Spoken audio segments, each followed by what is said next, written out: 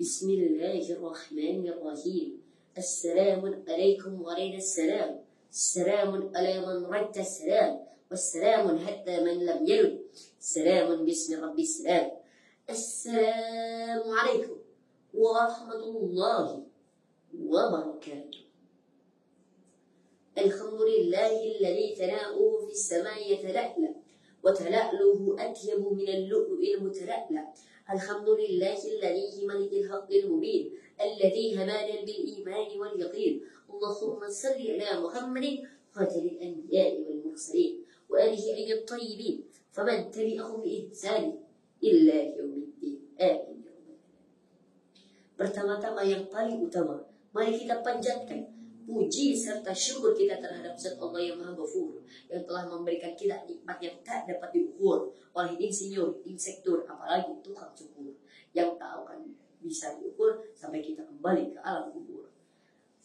Salawat serta tanam mari kita limpahkan kepada sang khatamil anbiya, manusia termulia anti-riya, sang pengemban rasa syukur, makhluk termasyhur anti-takabur, yakni Habibana wa Nabiyana wa Maulana Muhammad sallallahu alaihi wasallam, kepada keluarganya, saudaranya, tabi'in, atba'ut tabi'in, sampailah kepada kita selaku umatnya. Amin ya rabbal alamin. Pada kesempatan kali ini, izinkan saya untuk merenungi suatu tema yang berjudul peran pemuda Islam dalam memajukan peradaban.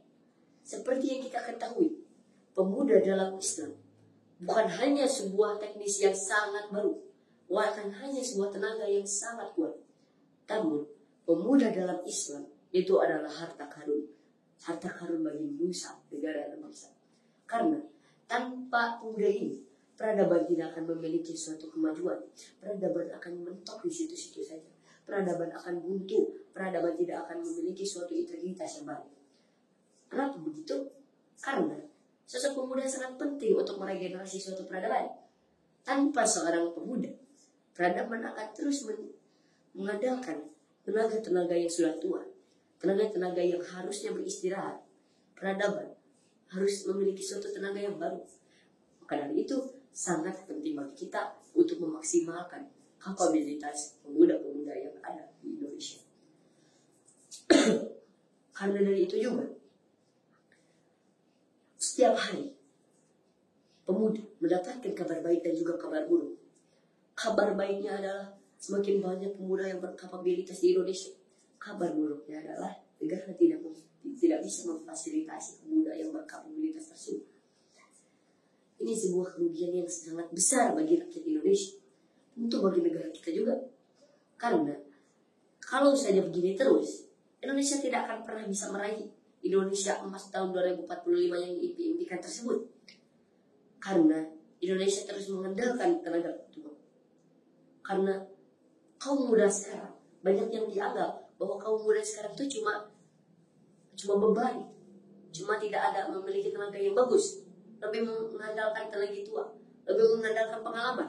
Padahal kapabilitas pemuda pada saat ini pun sangat mumpuni gitu. Kenapa saya bilang begitu? Banyak pemuda yang di luar sana yang lebih berpendidikan daripada pemuda pada waktu zaman dulu. Kenapa saya bilang begitu? Karena pendidikan zaman dulu itu kurang mumpuni.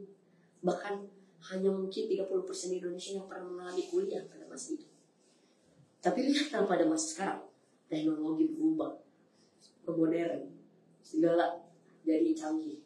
Banyak pemuda yang lebih mengutamakan kuliah daripada langsung kerja. Tentu ini adalah suatu tindakan yang sangat positif untuk kita lakukan. Karena dengan pendidikan adalah suatu senjata bagi pemuda untuk menembus kunci-kunci peradaban.